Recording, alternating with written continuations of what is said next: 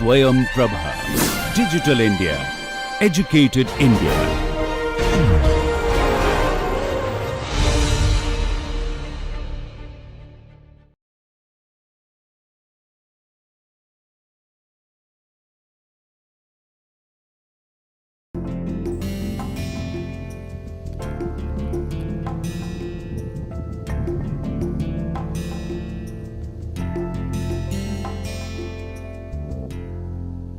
Today I will introduce few topics, in the sense very brief description of the problems which one has to tackle, okay, if you are doing a actual helicopter. Because till now we studied only blade, hover condition, forward flight, taking only the flap motion. Then we did the blade dynamics, highly approximate model, flap motion, lag motion, torsion motion independently. Then I introduced the coupled flap, lag, torsion problem, but that is complex, we will keep it one side. But helicopter is not just the blade, because you have a rotor attached to a fuselage and that is to fly. So the problem which come in coupling a rotor system to a fuselage. So this is the complete helicopter system. So we have the rotor, and of course the fuselage initially you can again make up, because it is also a long big structure, okay. It will have its own dynamic characteristic, aerodynamic, whatever drag or etc. So this is like, and this itself can also have its own motion. Now when you want to analyze the rotor blade along with fuselage, then what happens is your blade will get affected, blade motion is affected because of fuselage motion. Because in all our earlier formulation we said the hub fixed, hub does not move, there is no, except forward flight it moves steadily, that is all. There is no perturbational motion of the hub. Now you have a hub motion also is going to contribute to the dynamics of the blade. So what was done is they tried to classify the coupled rotor fuselage dynamics, because this is the most complex problem, and you should have several sequence of coordinates, transformation between one coordinate system to the another, to blade, rotating, non-rotating, deformed, undeformed, because that kind of a sequential transformation one has to have. That is why it cannot be taught in a class. Only thing is we will give a glimpse of the complexities and how these problems are tackled. So you have under this heading, we try to split the problem into some three major categories. See, one is vehicle dynamics. Vehicle dynamics means it is like a pilot is sitting, he is taking the helicopter for some task or mission. For him, he does not bother about how the rotor behaves. Only thing is he will see that how the vehicle is behaving. So that is related to totally the handling quality of the vehicle. He will say from starting I have to hover, from this point I have to go to somewhere else, do a task, come back. And during that he should be able to ride the vehicle in a comfortable manner in terms of handling quality. Then there are certain aeromechanical, because this is the word that is used, instability problem, they are part of it. Only thing is you have to make sure that you do not get into those problems, and that is why I put air/ground resonance. These are two types of resonance problems.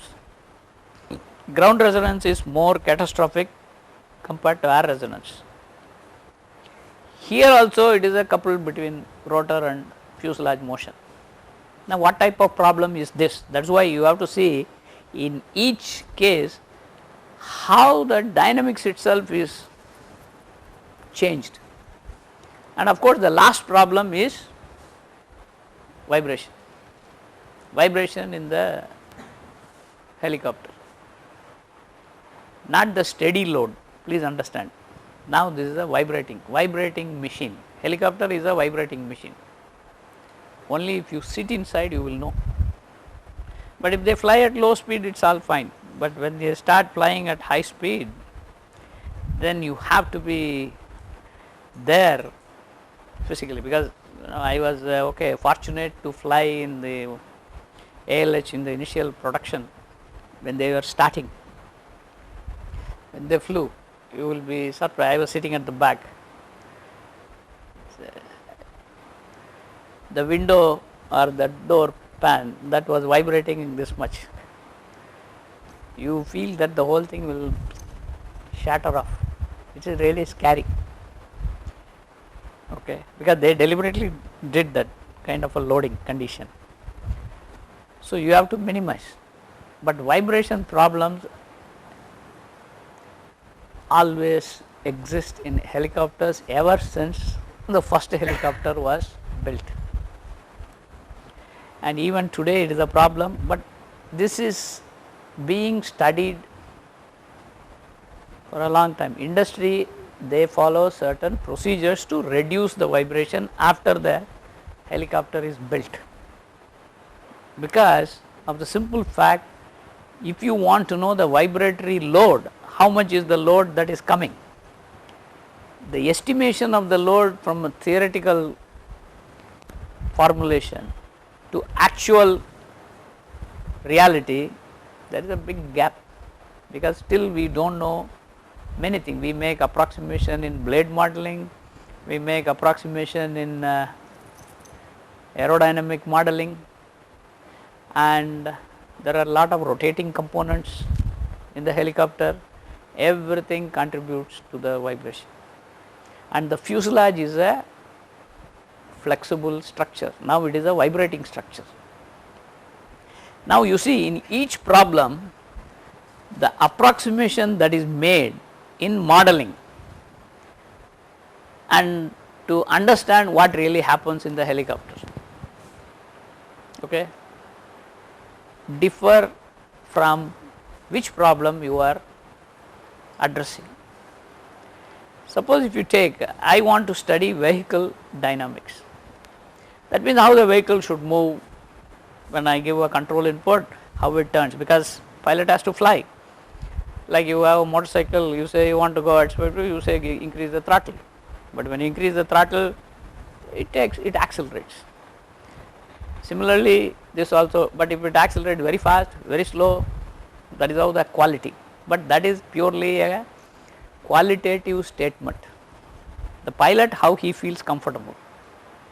So, I will come to that point later, but this has to be quantified, because one is qualitative, yeah it is good, but it is good means what? It may be good for somebody, it may not be good for somebody else. So, they try to categorize and then put some kind of a band saying that if it is within this zone, the numbers, in general pilot will say it is fine. But in the modeling, handling quality is essentially due to if pilot gives a control input, how the vehicle responds. If it is very sluggish, then it is a sluggish, but if you give a little input it suddenly turns, then it will be very sensitive. So, these are the two extremes. So, you have to make it, and in the process it should not be unstable, that is the most important thing. okay, the vehicle stability comes into picture. But in solving this problem, the fuselage is treated as a rigid body, because that is easy, simple. So, treat the fuselage as a rigid body with its own inertia properties, mass and all the inertia tensor. But we have to consider the rotor blade. In modeling the rotor blade, usually I am telling you, but it is not mandatory, to get a good understanding, the blade is modeled only for flap, okay. Only flap motion of the blade is included, just to get initially. Today of course with the computing power and modeling, you can have flap, lag, torsion. But if you have too many things, finally you will not know what is happening, why certain things are happening. So, to have an understanding, they said, okay, we will take first flap motion. But flap dynamics, whether they consider the full flap dynamics or they do some approximation, okay. Now, this is again purely based on the dynamics of flap, because we learned when we did the flap motion, the flap responds very quickly to control input, the time lag is very less, because even 1/4 of a revolution you give an input, it takes the time constant we did. Since it is very fast, so they say any input the pilot gives, the rotor immediately tilts, there is the time delay is less. So, you can assume it as though it is a quasi static approximation. This is a word, right now you take it as a word, because quasi static, even though the blade dynamics is, it has all the motion, but you neglect all of them. You say input, output, steady value, okay. If I give this much theta naught, what will be my or theta naught, theta 1c, theta 1s, anything, what will be my tilt of the rotor disc, like what you solved on the trim problem, which quite a few tried and gave up, but 2 solved, okay, 2 students. Now, this is the approximation you make and then solve, like your aircraft stability problem, you have the helicopter stability problem. But only thing is here the pitch and roll are coupled. So, even though in the aircraft terminology you longitudinal stability you do separately and then lateral separately you do, here you can do, but then you know that this coupling is quite strong, you cannot avoid the coupling, okay. So, you have to take the coupling, and this is used for all control stability characteristics of the vehicle, okay. Now, this equation, I will just write the equation, I will not write anything beyond. You can put it like, this is the standard you all may know.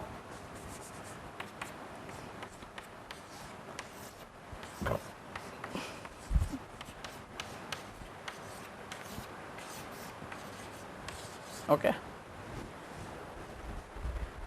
X dot Ax plus Bu, U is the control input, X are the states, which you may say states are your U, V, W, 3 velocities, 3 angular motions. But who will give me the matrix A and the matrix B? Okay. Now, this is where the field starts. One is you theoretically you can estimate, but it is like approximation only you can do. You take the rotor loads, transfer the rotor loads to the fuselage and then check for a small change, what is the change in the moment and force, etc. These are the system dynamics. System dynamics which includes flap motion is here. But if you want to treat flap separately, then you have to add those equations, okay. That is why you use quasi static flap and link how flap is affected because of fuselage motion and aerodynamics. It is a loop, and then you get and this is the control derivatives. These are, you may call it stability derivatives or system matrix, I will call it. Okay. You formulate this and they will vary from every flight. Every flight means every speed, this matrix is different. A and B are different. If you hover, it has one value. If you go to a little forward speed, it will have one value. If you go to another speed, it will have another value. So, this entire formulation is actually called linearized stability analysis. That means, if you are flying at that speed, if there is a disturbance, what happens? That is all you can study. But it still does not tell you, if I want to go from hover to some speed, what should I do? That pilot will still give the input, you will go, okay, keep on going, and then you will stop. That transient part you cannot capture completely, because once you are hovering, you have a matrix A, you give an input, around that point vehicle will start moving. The moment vehicle starts, whether the A is still valid or not, this matrix. Suppose if it goes to 5 meter per second speed, 10 meter per second speed, 30, 40 meter per second, that means every speed the value matrix A is different. So, this is a transient part, that is a very tricky problem to solve. Okay. So, this is the type of equations with flap alone, you use it and then try to estimate the vehicle handling quality. And then they say theoretically, okay, this is the range. After that, flight test, because you are the matrix A and B are also theoretically estimated, but how good they are? Do you know the inertia of the vehicle properly? Mass, okay, inertia Ixx, Iyy, Ixy, Ixz, that have to be estimated. If you make an error there, it will have different characteristic. And if you make a aerodynamics approximation, it will give you something else. Final proof is when you fly. So, what they do flight test, ask the opinion, but the flight test they will put sensor, pilot will give an input, they will see what is happening. Then based on that, this is another field, I do not work in this field, you estimate again, that is the parameter estimation. You try to do parameter estimation of these from flight test data, and then you again adjust, okay, which is a separate study, I will not get into that. Okay. But here you study stability control, that is all. Is the vehicle stable? Because this equation you all must have learnt in your some course. Without this, at least this part I will come. Maybe next class or I will start something, that is the periodic system. If A of t, A is a constant matrix here, suppose if A is not constant, okay, then what do you do? That we will learn next class, I will teach you a little bit of that. Okay. This is what happens in helicopters, but people do not, of course research, yes, but if you go into too complicated thing, then you will be lost completely. That is why understand simple, based on that you build your insight into how the vehicle behaves. Now, the next problem is the aeromechanical instability, which is again a coupled rotor problem. If you take ground resonance, just for the sake of ground resonance, a simple problem, ground resonance is the helicopter is like this, it is on a ground standing, okay. In this problem, what is more important? Of course, the fuselage can pitch and roll, but what motion couples the fuselage motion is of the blade, what dynamics of the blade which couples is, suppose you say this is the blade, okay, the lead lag motion, okay, maybe lead lag, lead lag dynamics of the blade.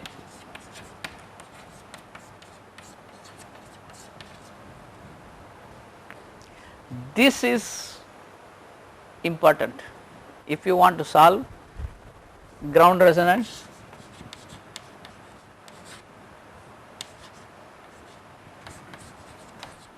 or air resonance. Okay. So, you see the physics is different. Here you take flap, here you take lead lag, because with lead lag you can predict this.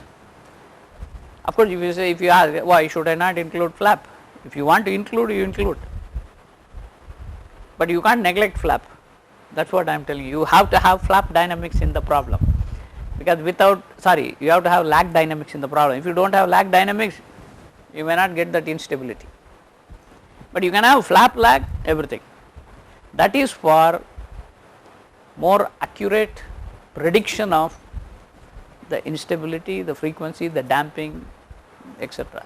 So, that I will show some results, because this is what I did some 20 years ago, 25 years ago, because this we correlated with the experimental data, and fortunately we got good correlation.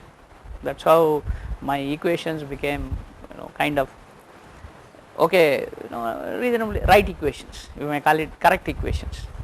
Then onwards people started getting, that is not a problem.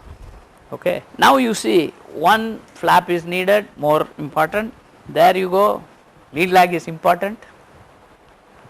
Then you come to vibration problem, all are important, flap, lag, torsion, everything is important, and the fuselage in these two cases can be treated as rigid, but vibration problem, fuselage cannot be treated as a rigid structure, it is a vibrating structure. So, now you see that problem is the most complex problem, because you have to take flap, lag, torsion dynamics. Okay. Now, in the range of frequency also there is a difference between this problem and this problem. What frequency range these dynamics happen? Okay. If you take vehicle dynamics, this I put approximately less than 1 hertz, okay. It is a low frequency, because usually a human being cannot give input. Suppose you say you want to oscillate some, what is the maximum frequency you can oscillate? Human beings, I am not talking about a machine. Human beings, what frequency you can shake? Some input, suppose you say you want to have a collective input, you want to keep moving, what frequency you can do maximum? No, 510 is very high, it is about 2 to less than 3 hertz, around 2 to 3 hertz is the maximum you can do. Okay. And also vehicle dynamics, sometimes you may have a slightly higher frequency, do not bother about that, but in general it is a low frequency phenomena. Okay. Vehicle dynamics, low frequency. Of course, this I mentioned, quasi steady flap, quasi steady, quasi static you can take, and rigid body modes of fuselage, fine. Aeromechanical instability frequency is in the range 2 to 5 hertz, because that is related to what is the lead lag frequency. Okay. And usually the lead lag frequency falls somewhere there, then there is a transformation, please understand. And this range is slightly different from this. Of course, you may find something in that range also, 1 or 2 modes may be sitting there in this range of frequency, but mainly the numbers are low. You never have this some 0.2 hertz, whether you will have an instability of lead lag, ground resonance, no, not that low frequency you will not have, but you may have a vehicle dynamic mode 0.2 hertz, 0.3 hertz, something like that. Then when you go to vibration problem, it is greater than 5, that means usually it is a lot of frequencies will be there, but they will say 20 hertz, 40 hertz, 80 hertz,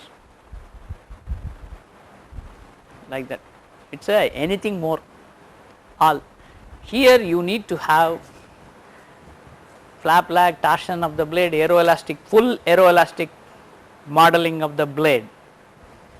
Fuselage, first they take rigid body, then you take flexible modes. That means fuselage is treated as both, it can move like this, it can also shake. Now this is how you can split, but now you may ask, why if I develop a completely flap, lag, torsion, fuselage, dynamics, full equations, can I not use it for all these problems? Yes, you can use it. Okay, there is nothing wrong, but then for ease of understanding from design aspect, which mode is critical, it is easy to isolate that part, then understand that part. Otherwise you say I will take everything and then give you one total bunch of results, nobody will know what to tinker with. Okay. Now I will give you a little bit about something related to, because we are talking about rotor fuselage. Fuselage is non-rotating, but rotor is rotating. How the dynamics is coupled. Okay. Because for a person sitting outside, the rotor is like a disc. Now you say it is like a disc. How the disc is moving, not how individual blades are moving. The motion of the disc to motion of the blade, yes, there is a relation, but as a disc from a non-rotating frame, I do not bother which blade is rotating, so long as the rotor disc, if it moves, I know that is going to churn my helicopter. So there is something called, I will tell you the modes, how they split, just for ease of understanding. This is called, when all, this is a flap, this is lag. Okay, I have taken a 4-bladed system. If all the blades go up by the same flap, then it is called collective. Then you know that all the blades are going to go like this. See, it is not that they are going to be steady. Please understand, what we solved in the earlier problem is steady flap. Now this flap itself is going to do like this. Okay, and this longitudinal, this will oscillate, and lateral it will do. This is the dynamics of the rotor system. Now there is all of them move simultaneously by the same amount, that is called collective flap. Similarly here I put collective lead lag, you can have same, but the terminology is collective. Torsion also you can have, but geometrically representing is a bit difficult, that is why I put lead lag, flap. Then when you go to cyclic, you say these, you start from one blade has gone up, then number 2 blade does not move, number 3 goes down, and number 4 does not move. Same thing is shown here, number 1 has gone back, because this is the direction of rotation, gone back, number 2 not moved, number 3 has gone forward, and number 4. This is one way, another way is just a tilt by 90 degree.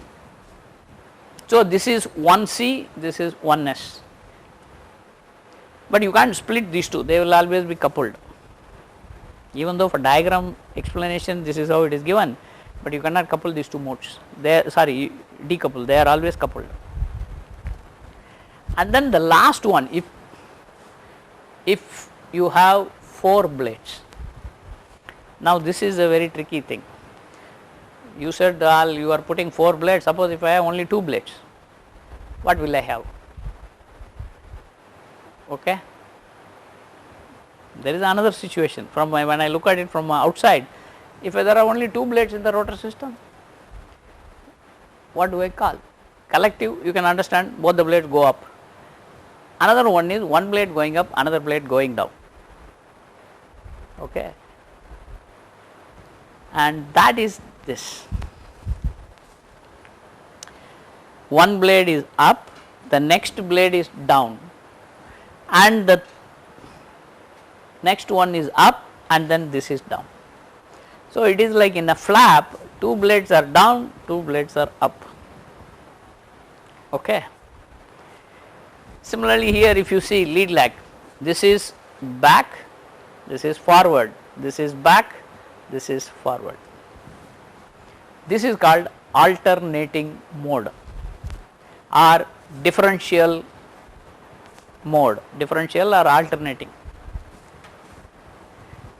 Okay, now for a 4 bladed rotor, I have represented 4 types of blade motion, and each one looks a particular rotor mode, collective rotor mode, cyclic rotor modes, alternating rotor modes. You got it? Now, if I have more blades, if I have 3, then you can have only collective, this cyclic and this cyclic, which means longitudinal lateral, 2 cyclics only you can have, because this cannot be there. This will be existing only when you have even number of blades, because otherwise that mode cannot be there. Now, if you have 8 blades, because there are, or you have 5 blades, then 5 blades what will you have? Then you say this one, you will have 2 cyclic modes. Okay. Then you can go to 8 blades, like that. This is now you see, this is some kind of a transformation. Please understand, transformation between individual blade to rotor modes. So, blade mode, rotor mode, this is a mathematical transformation, because each blade will have one flap motion. If you have 4 blades, 4 will be flapping. That means, if 4 blades have 4 flap motion, means in the fixed frame I must have equal number of degree of freedom. So, it is like if I have 3, here also 3, because it is a 1:1, it is a mapping kind of a thing, because here this dynamics is 4 flap modes, independent blade, I will have 4 here, those 4 are shown here for a 4 bladed system. Now, this transformation, I think I have, yeah, I will just show you the transformation, okay, and why it is done, what is the role. This is called multi-blade coordinate transformation. Okay, this is one of the names. This is also called Fourier, but not Fourier transformation. It is a Fourier coordinate transformation. Okay, this is not normally used in everywhere. Only the motor people know. Electrical some group, they will know what this transformation is, and usually this is very peculiar only to rotors. Other people will not know this, but this is called some places Fourier coordinate transformation, not Fourier transformation, please understand. That is why I do not want to confuse it, I put the word multi-blade coordinate transformation. Here the general alpha is a general flap or lag or torsion, any mode, that is the degree of freedom of a blade. So, alpha sub k is first blade flap, second blade flap, k can vary from 1, 2, 3, 4, 5 as many number of blades, that is why I have given here. K represents how many indexing 1 2 3, n is the number of blades. Okay. Now you see, when I add all the motion of the blade, that is beta 1 plus beta 2 plus beta 3 plus beta 4 divided by 4. It is like a mean value of the flap motion. That is the collective. Here I do minus 1 to the power k. Okay. So, first blade will have negative, second blade will have positive, third blade will have negative. Then this is called the alternating mode. I wrote only for even n, only even number of blades, that transformation will come. Then when you go to here, alpha nc ns I have given. This particular thing we will come back. Cosine n psi k alpha k, sin n psi k alpha k. This is 2 over n, 2 over n. Here this n is defined by this particular L. N can take this n, lowercase n can take the value 1 to capital L, where L is in terms of the number of blades. L equals n minus 1 over 2 for odd n. That means if you have 3 blades, 3 minus 1 2, 2 by 2, so n can be only 1. But if you have 4 blades, again you go for even blade, it is the n minus 2 by 2, so this is again 1. Okay. But if you have 5 blades, 5 minus 1 by 2, that is 4 by 2, 2. So, you will have alpha 1c, alpha 1s, alpha 2c, alpha 2s, and that n also will come here. Okay, that is the second cyclic modes. This is the transformation. But please understand, in this alpha k is the individual blade degree of freedom, and this is the rotor degree of freedom. You may say, what is this? This looks, because why, there is a very subtle thing. I am actually doing in all these things a summation over all the blades, right. Why do you have to sum it up over all the blades? Because you know that at the hub, it is not one blade effect, it is the effect of all the blades. So, I have to add all of them, and that is the one which goes to the fuselage. Okay. And when you derive your fuselage equations, you will find that that summation is always there, because all blades you have to sum up at every instant what is the load. Okay. Then that summation you can use to transform from individual blade to rotor degree of freedom. This transformation will come out nicely. Of course, this also has another advantage, but you may say, should I have to do this, replace it?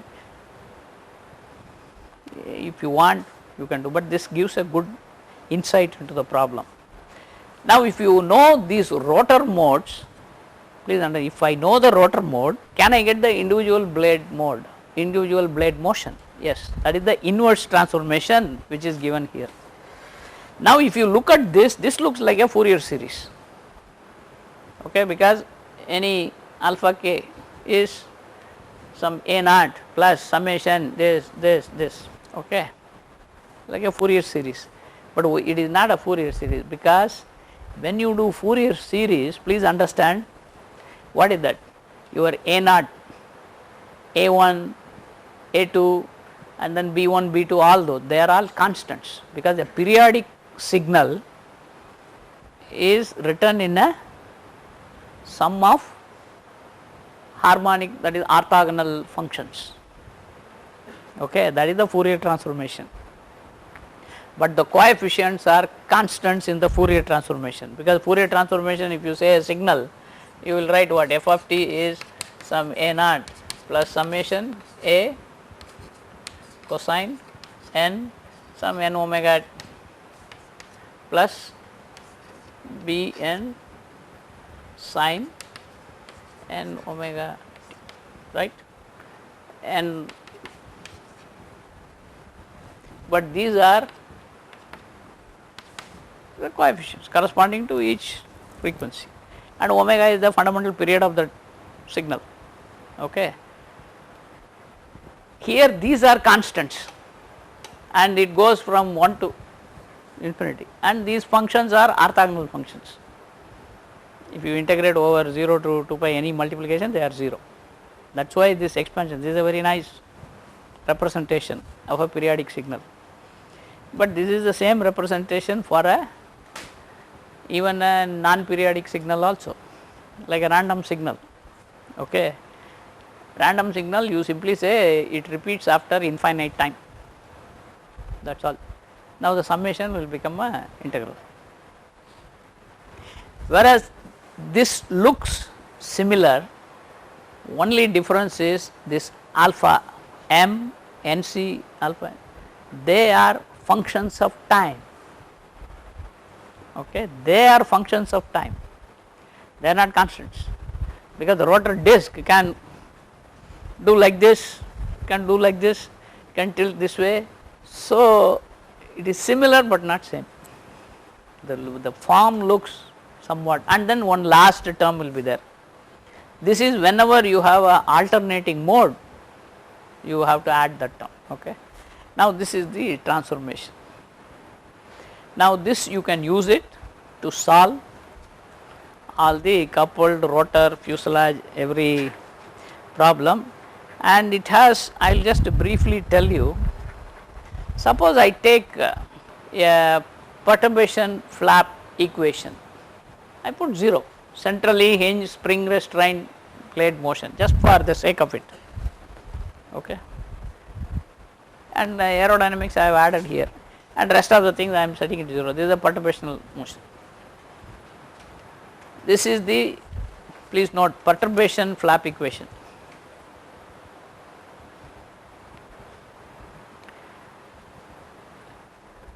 Centrally hinged, this is the, now if I running from 1, 2, 3, 4, now I add all of them, I get collective will look identical to this, because beta naught, the only thing is I, here it is 0, that is all. When you go to one cosine and one sine, they are coupled, because this is a part of the, because I will not go into the details of this. Why I bring out this particular aspect is to introduce some concept. You will find 1C equation will have 1S. Similarly, 1S equation will have 1C. That means these two are coupled. That cyclic modes of the rotor are coupled. Collective is independent in this case. That is why it is a very simplified case. And of course, differential mode or alternating mode, that is also independent. But whether this will always be like that? No. For a simple case of hover, it will be like this. These two are always coupled.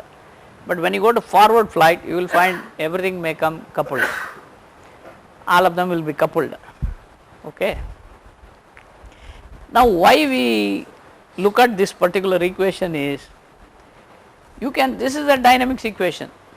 This is a, you can write it as mx double dot plus cx dot plus kx equal to 0, and you can solve the eigenvalues. This is a vibration problem.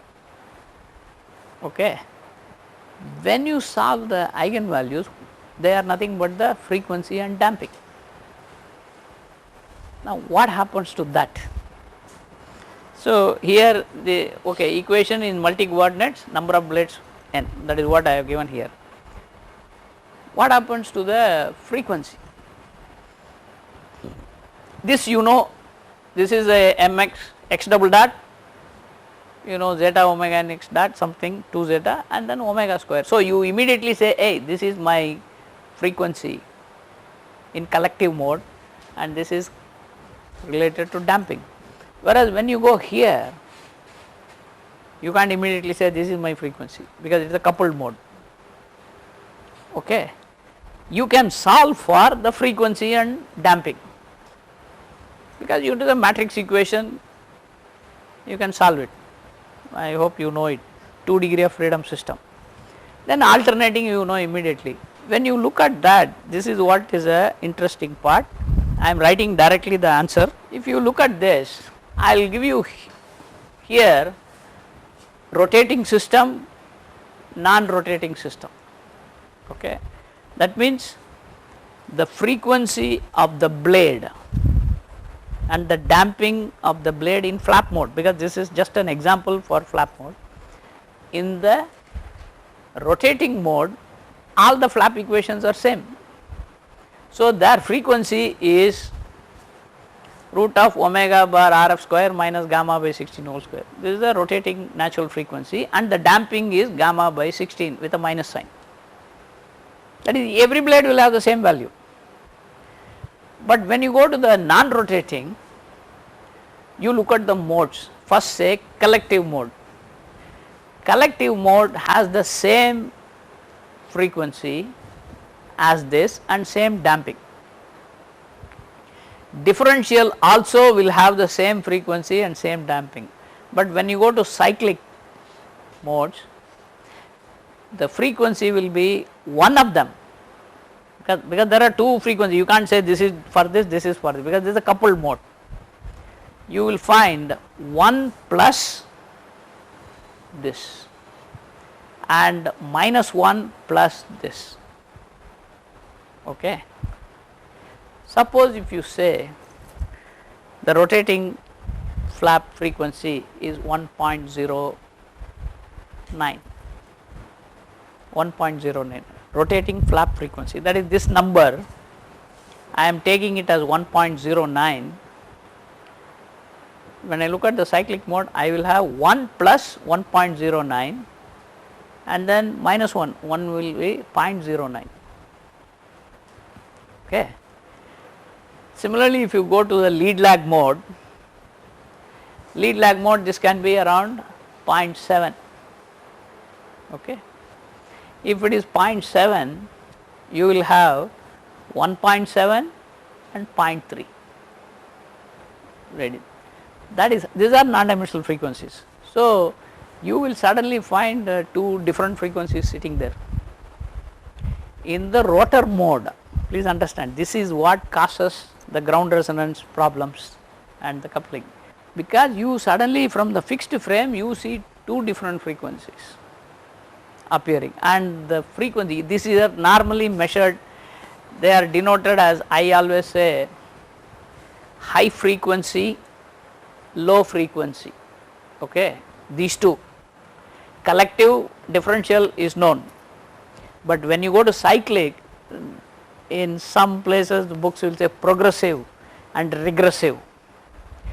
When you are first time you go and attend a conference and then listen, suddenly people say, oh, regressive mode, regressive lag mode. What is that regressive lag mode? What is the progressive lag mode? These are terminologies which imply some meaning attached to that, but that meaning is a little bit more subtle. That is why I always say based on high flap frequency, low flap frequency. Okay. But then you may call what is progressive, regressive, that is due to some phase, they will say. Okay. Now a progressive mode can become a regressive mode can become something like that. So that is why I do not want to use the word progressive and regressive, but in general people normally use regressive mode as the low frequency mode. Okay, but if you go by precise definition of regressive means what, sometimes it can also be a progressive mode.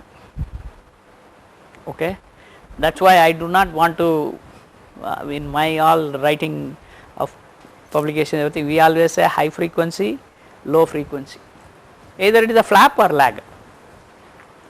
Now this frequency will couple with the fuselage motion.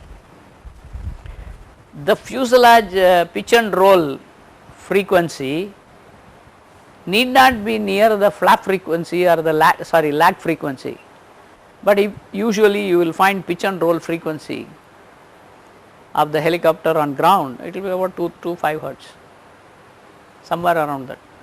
You will find these things can come, this particularly the low frequency mode will come close to the fuselage frequency, and that causes resonance. Now you say, oh, can I shift that? Okay, you can shift it. If you shift that, then you will have some other loads problem. Okay, that is why tail rotor blades, it is a, you remember I told you that's called stiff in plane, soft in plane. Okay.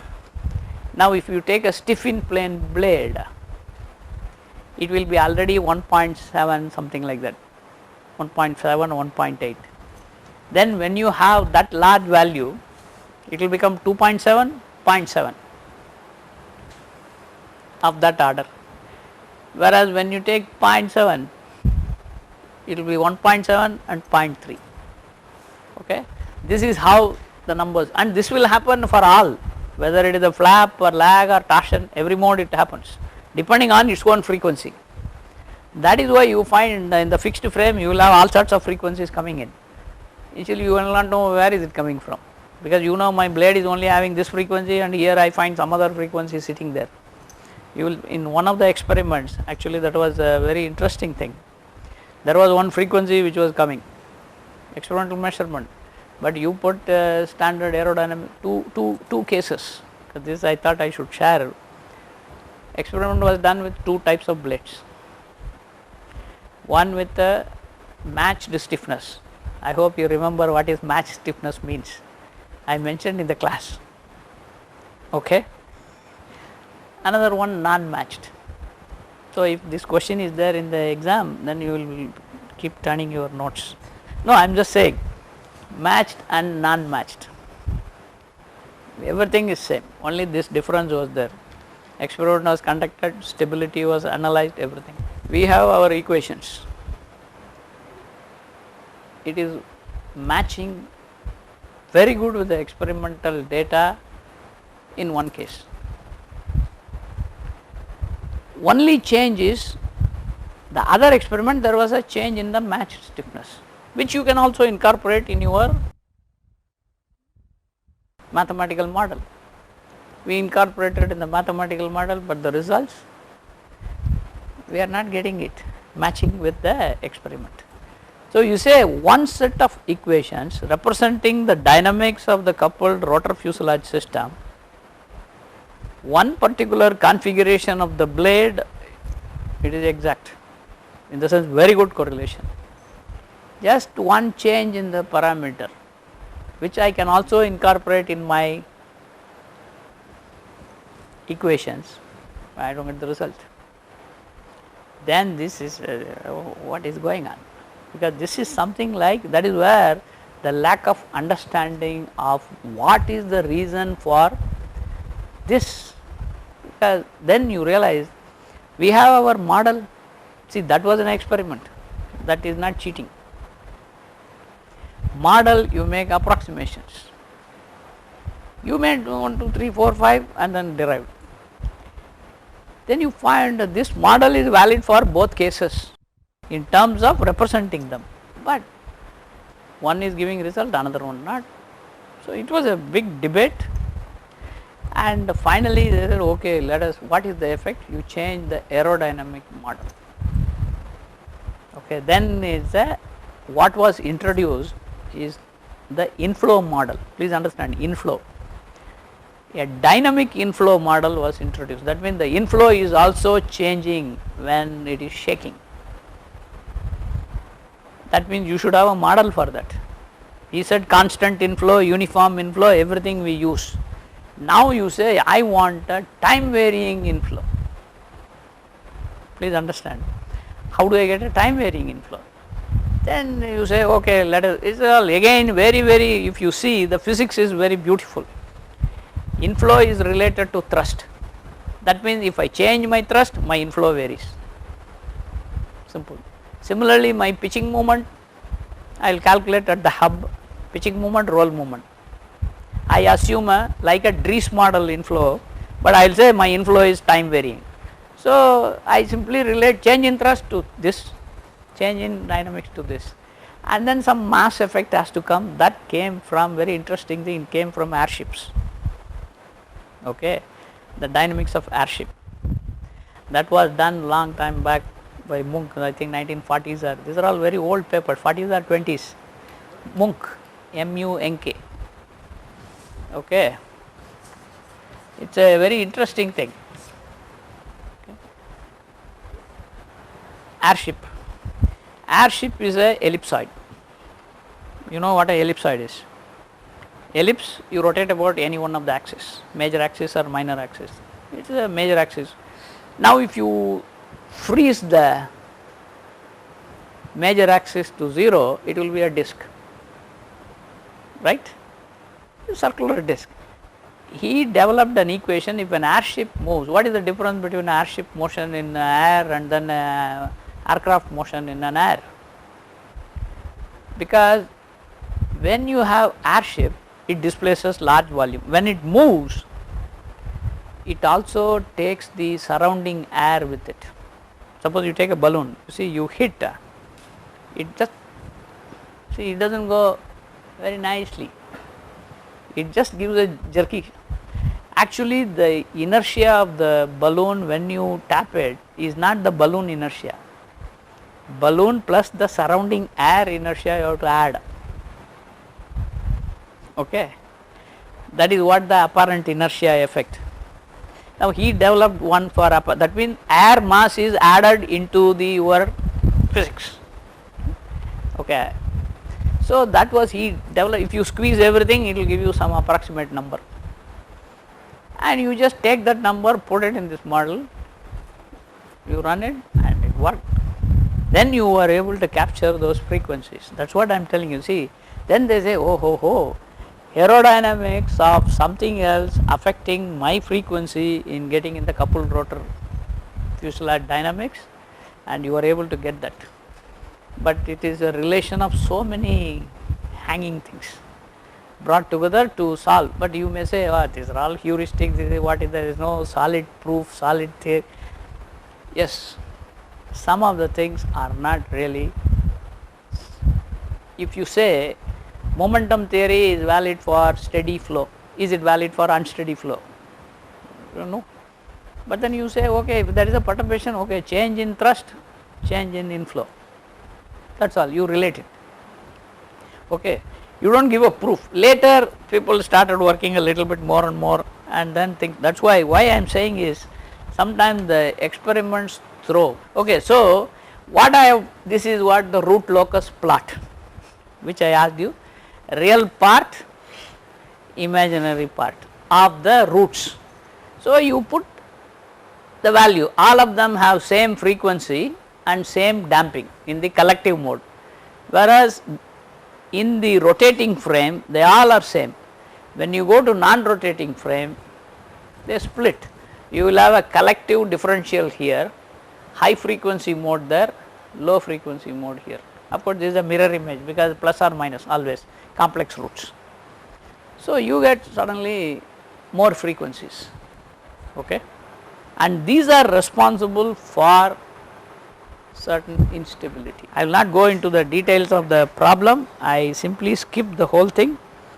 I thought I will show directly to some stability, because two important things are there in the helicopter. Helicopter, why it is unstable? You will not be answer now, but after I briefly explain that, you will say, oh, okay, maybe this is the reason, that is all, okay. Because helicopter is an unstable vehicle.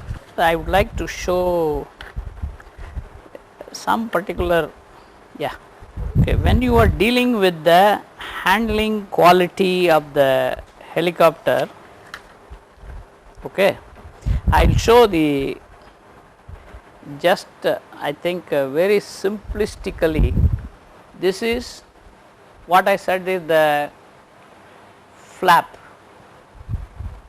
in the non rotating frame, how it is affected by various inputs, because the dynamics of the problem, if you want to know, I will show one picture, then directly that equation. This is the picture for the dynamics. Okay.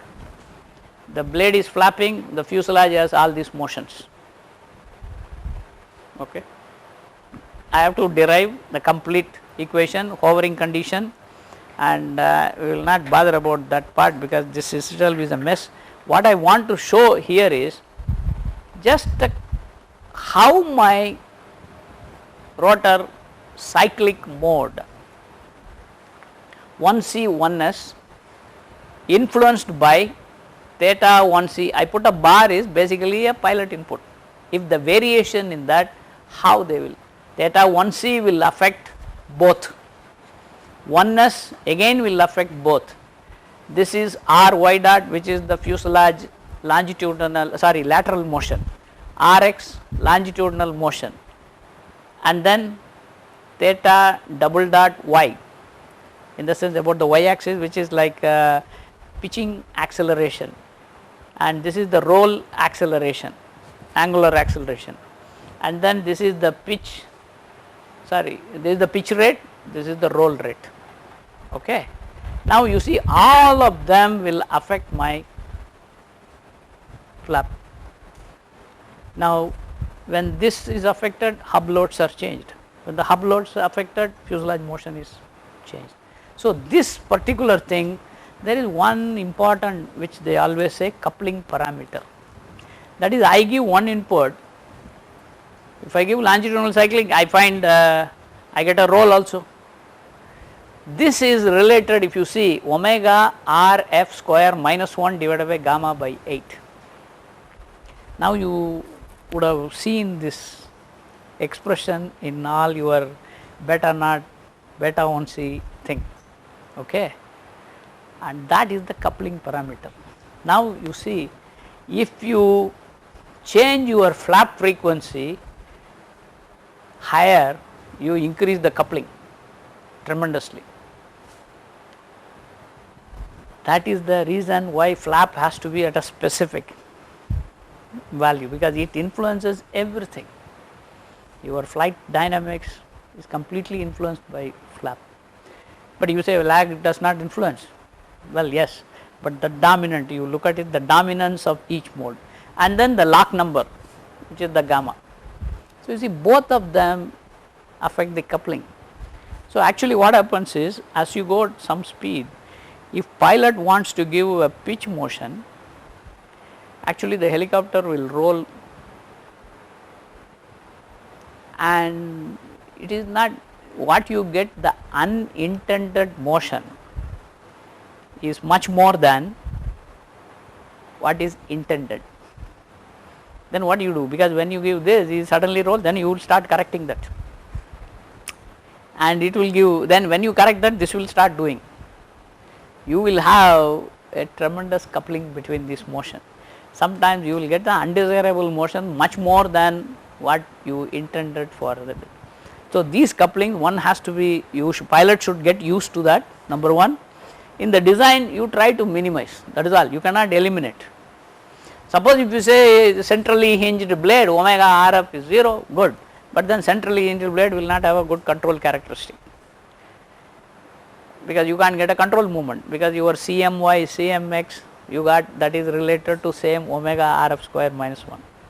So this is how, on one hand, if you say I do not want coupling, then you lose something else, control.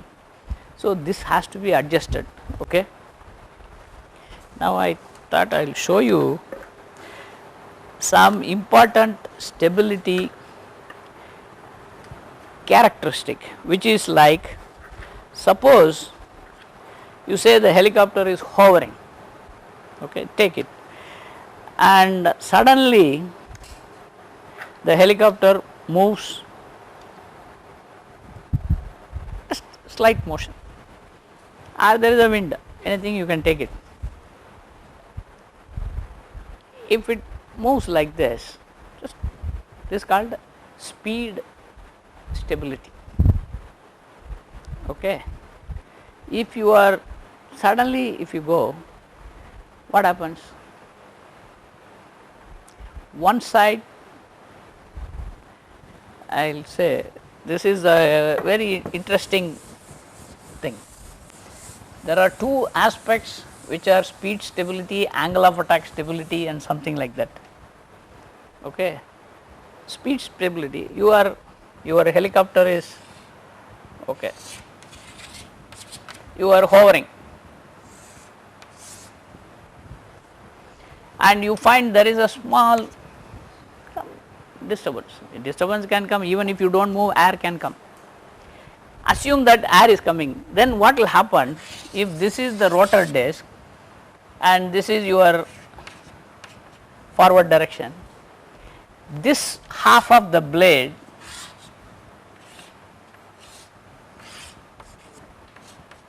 okay, what will it will experience a increased velocity, right. This will experience decreased velocity. Pilot is not changing any control, please understand. He is hovering with a fixed angle, collective, everything is fixed. Disturbance, one side lift increases, then what will happen? This will start, no, not roll, that is what the, it is not, it will first flap, because flap dynamics has to happen. Okay, what will happen? This will start flapping up. Flapping up means this blade will go, where it will flap? You know the face, we said the central engine 90 degree or if it is 78, something like that, right. It will go and flap somewhere. When it flaps, what happens? This will come down, that means your rotor tip path plane, what happened?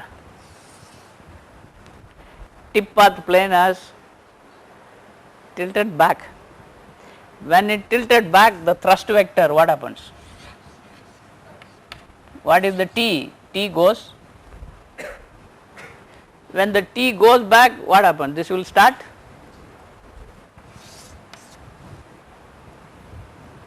nose up, right. And when this starts nosing up, this force, now what will happen? It will also give another rearward component. Then what will happen? It will start going back. When it starts going back, what will happen? This will start tilting this way. Then it will nose down. Then again you go, it will do up. So it will start doing like a pendulum, and this is unstable. This motion is an unstable motion. So what you do is but this you cannot take it only pitch motion, please understand. The helicopter will not just pitch about one place. It is like this, it will go like this, like a pendulum. It will oscillate about some virtual point. Okay.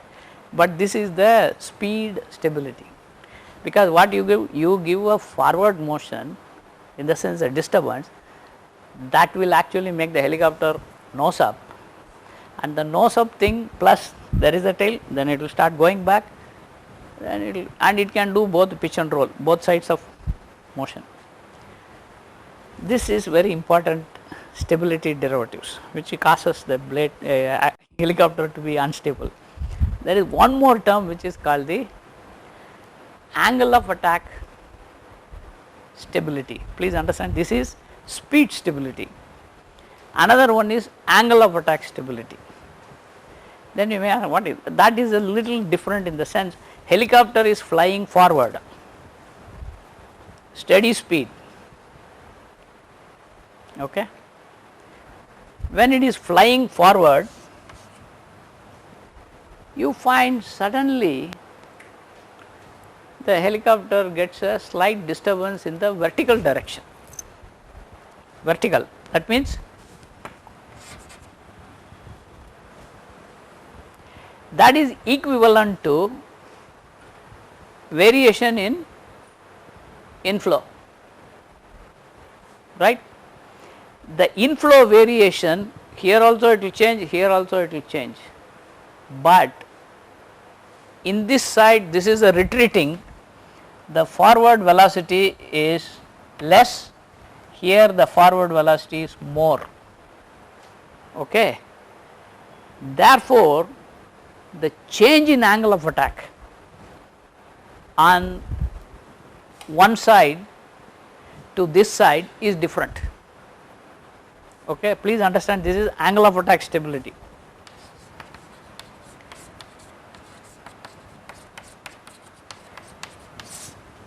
You see, it is a subtle thing. You are flying forward, this side, advancing side, velocity is more. This is retreating, velocity is less. Now you say there is a slight motion of the helicopter, or some gust is coming, some wind is coming, something, because always there is a disturbance, and that is in the normal to the board, which is like an inflow. Inflow is same throughout the disc because of this motion of the helicopter, but the effect is advancing side, because you have a large velocity, I may have a same inflow, in the other place same inflow, the angle of attack change is different. Okay. Because of the change in angle of attack difference, this will start flapping, and that will again do roll motion, pitch motion, anything. So, these two are most important stability derivatives, but it does not mean only these are, there are a lot of other stability, because the entire matrix of A, every entry is a stability derivative. Okay. But the critical entries which influence the flight dynamics more is this and speed.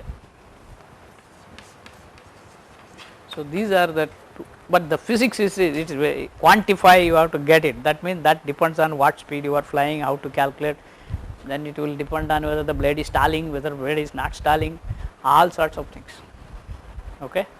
So, this is, and it is a very important thing. I will just show a few, because this is for information to most of you. There is something called a Cooper-Harper rating. I do not know whether it was introduced to you anywhere. Yes, no, okay, at least that is good, so that you guys can know something. This is the handling quality. It is a description. What is that? Is qualities of an aircraft. It does not matter, helicopter, aircraft, any flying vehicle, okay, that govern the ease and the precision with which a pilot is able to perform the task required in support of an aircraft role. Okay. That means he is asked to perform a task, and how accurately and precisely he can perform. See, in the world they have competitions also, they say go around like this and then various maneuvers. See, it depends on the pilot skill and it depends on the capability of the vehicle. Sometimes the vehicle may not have the capability, pilot may be good. Another one is vehicle may have the capability, but the pilot cannot do, but ultimately you have to get used, but the vehicle has certain capability only. Now, how do we improve, and at the same time you reduce pilot workload. So, here they actually give with this I stop. Okay. It is a qualitative rating by the pilot. Please understand, sometimes when you start you find it is difficult. Once you have learned, then you say, it is not, it is okay, it is easy. So, the same pilot, like when you start learning bicycle riding, you will say, man, this is really crazy, how everybody is riding, I can't ride it. But once you have learned, oh, it is easy.